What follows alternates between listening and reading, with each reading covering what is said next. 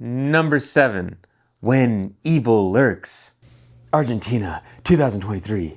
This one's not from Hollywood and it shows, because it plays zero of Hollywood's rules. Meaning what exactly?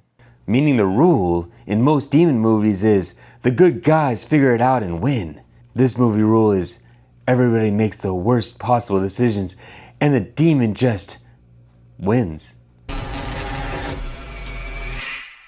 Repeatedly, of course.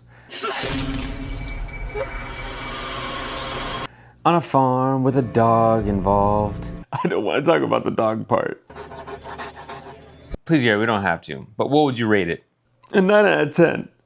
Would not recommend to dog owners, or farm owners, or, well, people in general.